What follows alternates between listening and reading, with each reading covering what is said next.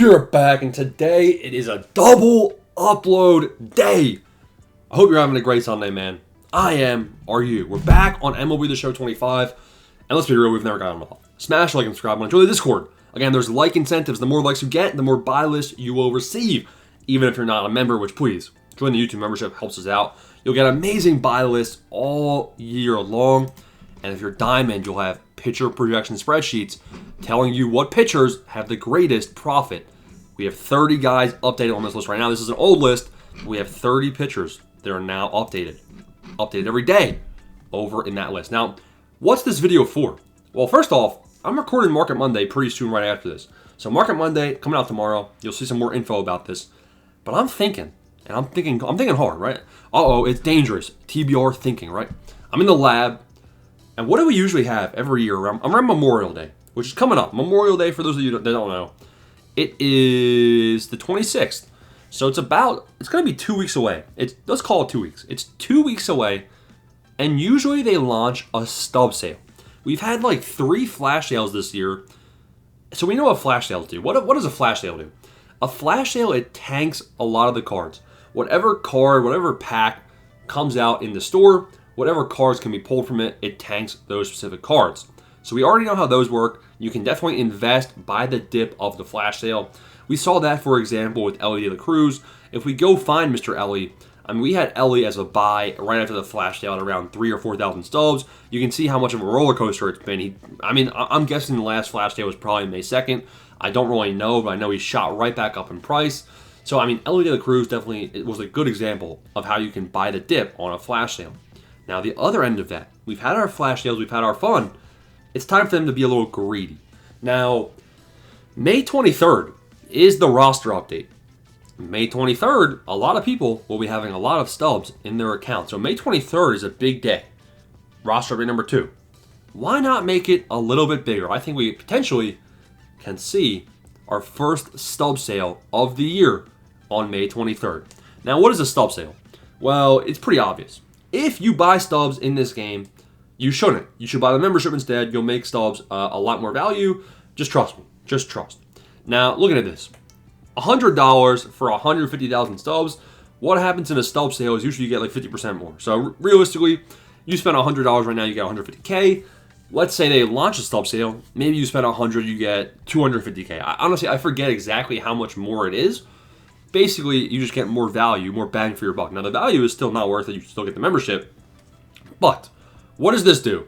A lot of people actually do tend to buy stubs in stub sales. They get baited. Now, when more people buy stubs, people's stub count go up. When the stub counts go up, when more people have stubs, we're going to see inflation. It's common sense.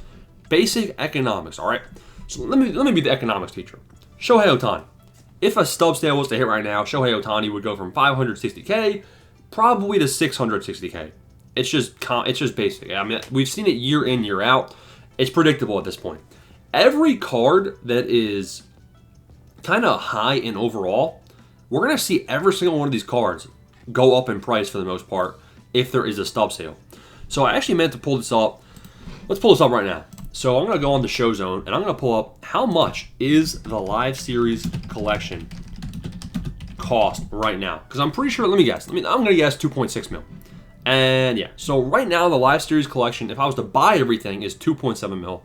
If I was to put in, buy orders for everything, it's about 2.5. So if Live Series Collection costs 2.5 million right now, and there is a stub sale, more people will be getting Live Series Collection done because they're going to be buying more stubs. They're going to have more stubs to get done. The cost of these guys will actually go up. So if the Live Series Collection costs 2.5 right now, I think we could see it probably go up from 2.5 to 2.8 if there is a stub sale. So there's actually a way to make profit on a stub sale. You just kind of have to time it, and it's not great timing with the roster update. What do I mean by that?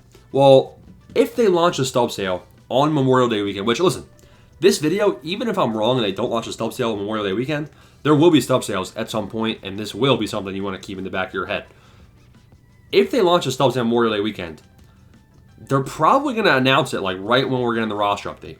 So it's going to be the Friday. You're going to be stuck. You're not going to have really many stubs to invest unless you do something very specific. So let's say, all right, it's Wednesday, it's Thursday, heading into the roster update. I have a lot of Nathan Eovaldi.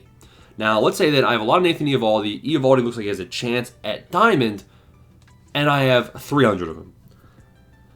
It almost makes it more tempting to sell off Nathan Eovaldi for profit rather than going to the roster update risking that he gets a shaft, right? Like, if I can take a 70% profit right now and not be greedy and hope for a 95, 100% profit to double my stubs, it might be worth getting those stubs cashed out and then putting those stubs into stub sale investments.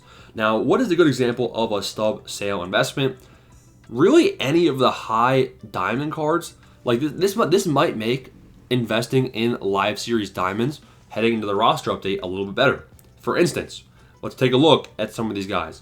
Now, if we look at 89s, like, because if anybody goes 90 plus, then their pack odds drop pretty dramatically, and you see that with their color change in the pack openings.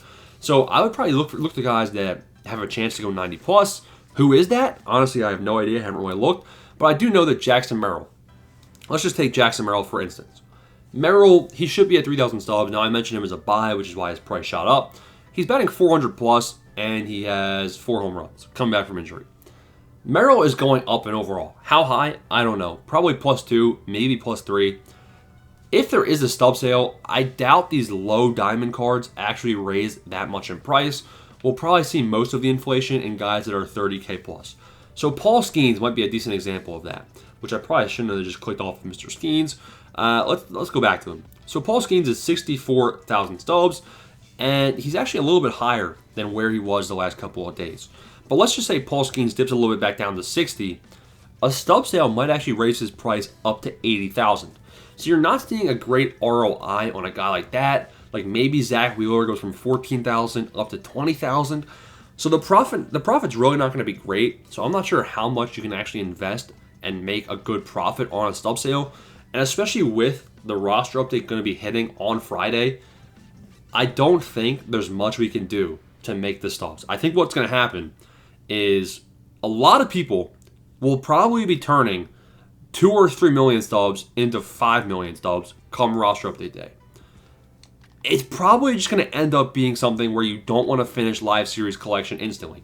You'll probably have enough stubs to get my blessing to say, listen, man, you can easily finish live series collection. You can easily get Mr. Beltran, but I would wait 3, 4, 5 days after the weekend for the prices to come back down if there was a stub sale.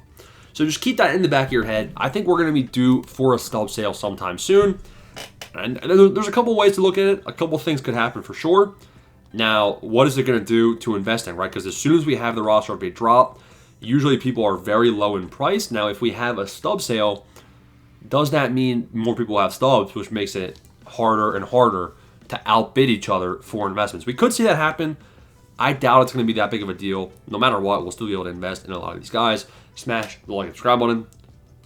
Don't buy stubs. Peace.